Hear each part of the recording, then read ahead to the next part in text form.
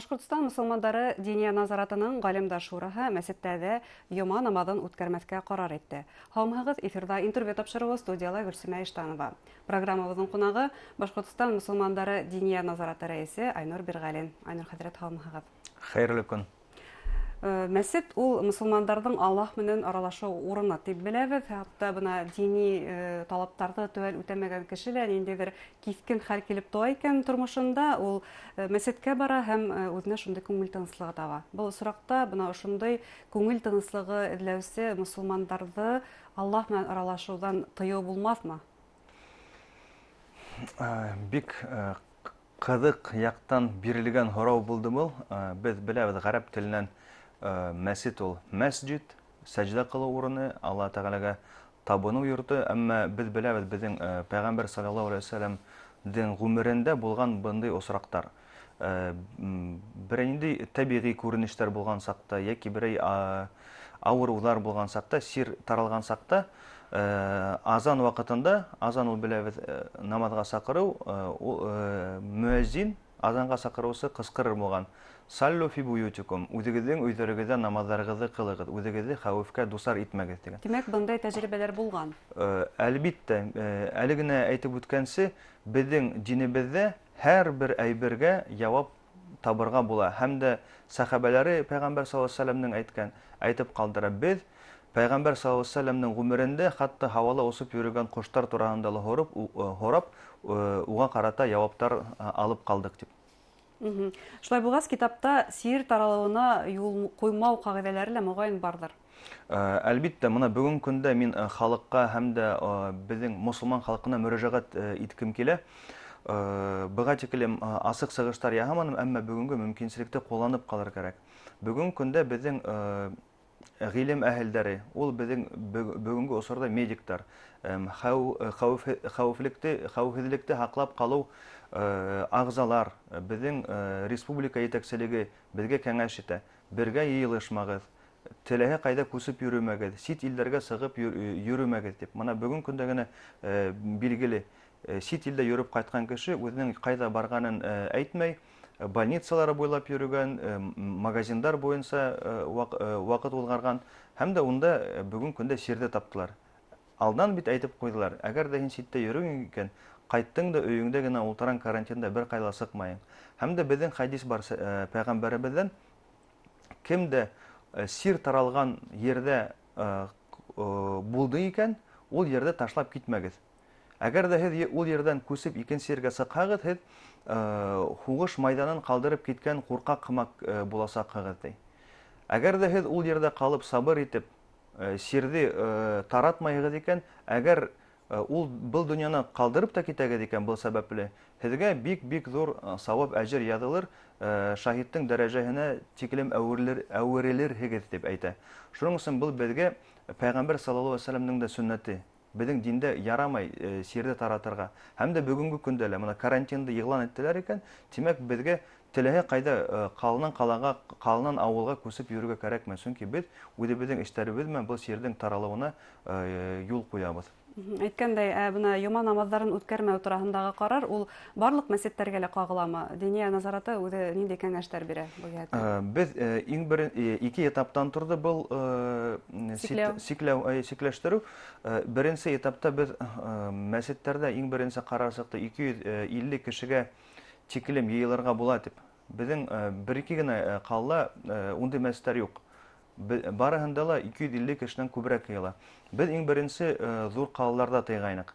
Әмма бүген көндә бу сирдең таралуы көсәйде, һәм дә без зур калаларда тыйдык, һәм дә калдырдык инде 50 кешегә генә тиклем йыелган авылларда гына рөхсәтте.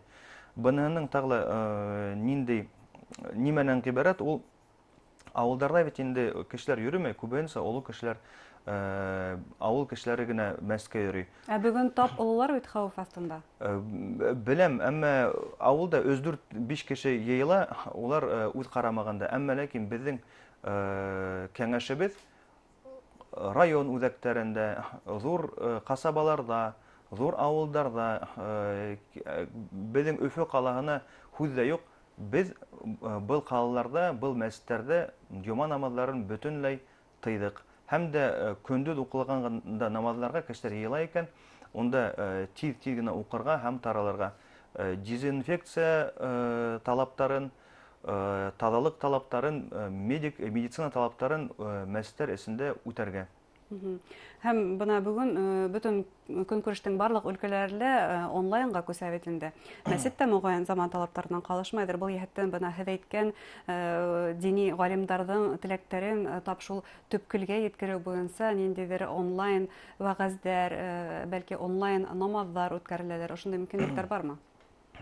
Онлайн дәресләр бирү практика безнең динебездә бүгенге заман талабы ул безнең тәҗрибәләр күптән ашырылып килә инде. Әмма онлайн намаз укыту, онлайн йома намазын үткәрү ул безнең дингә тап килмәй. Йома намазының төп шарты ул бергә йылышып, бер yerдә имамды тыңлап узгару. Әмма ләкин була, бездә менә Мәскәүдә үткәреләр, онлайн хутбаны тыңлап була. Әмма ләкин барыбер намаз, йома намазы дәрәҗәсенә җитмәй.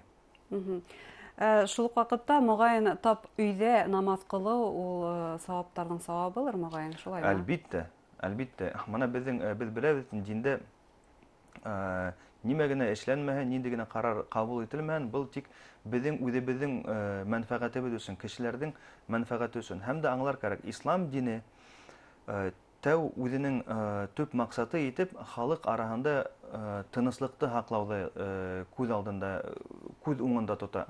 Күз уңында түгел.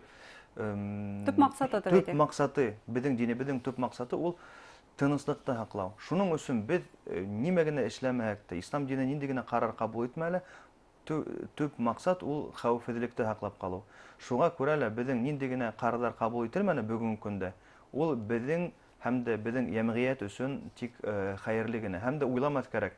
Кайылыр кеше уйлавы ихтимал, як мин Аллаһ Тәгалә юлында ниндидер бер айырым уңа итәгатьлек күрәтәм, барыбер намазга барып итәм, барыбер имам белән укыйм. Ул киресенчә, был дингә тик каршы килү була. Уны бутамас кирәк ни менән.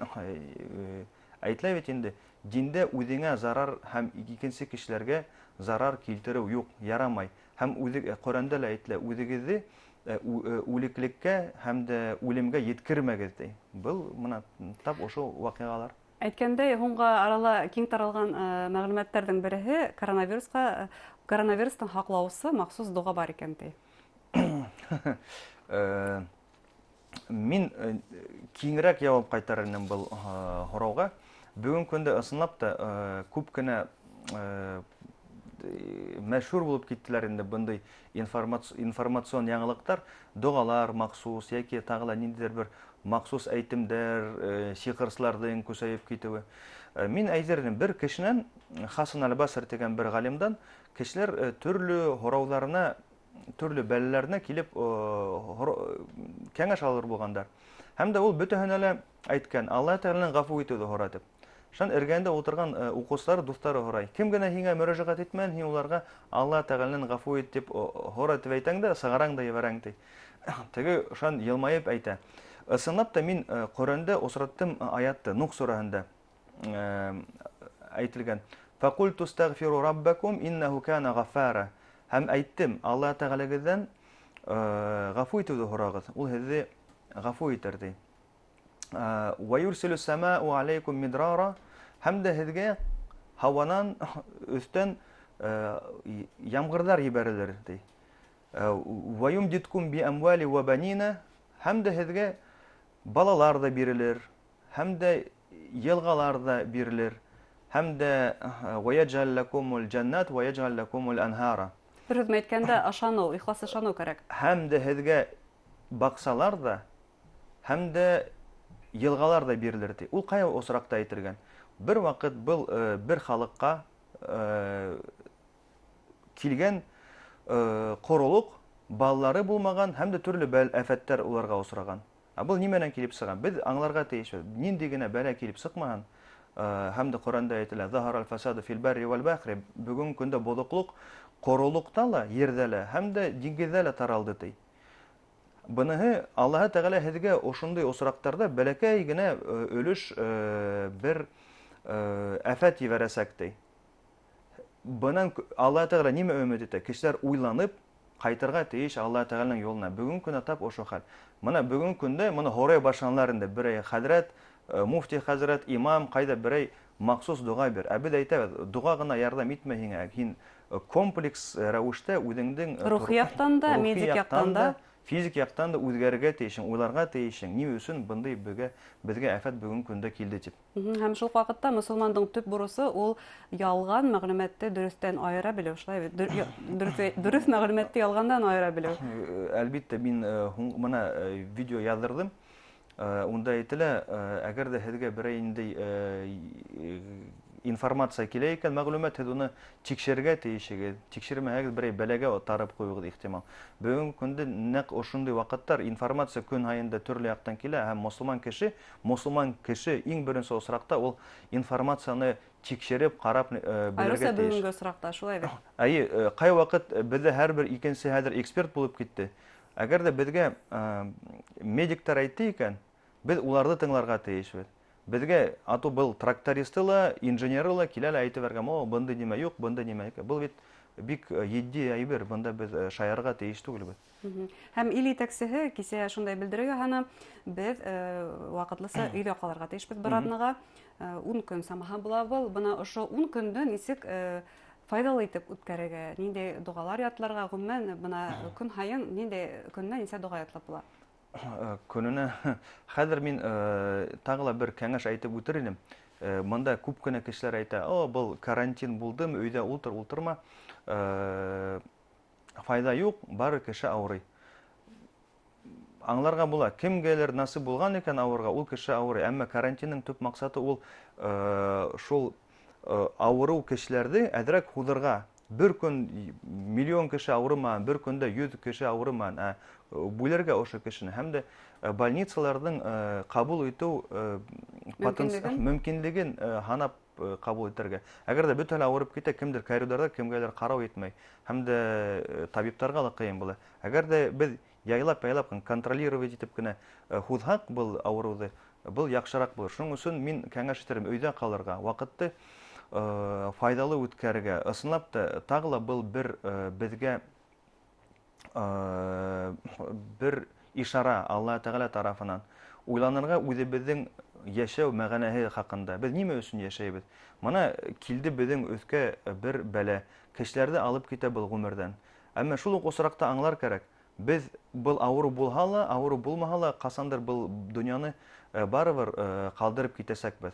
Был безгә бер уяту гына булды. Гомеребездә ни өчен яшәйбез? Якындарыбызны күреп калайык.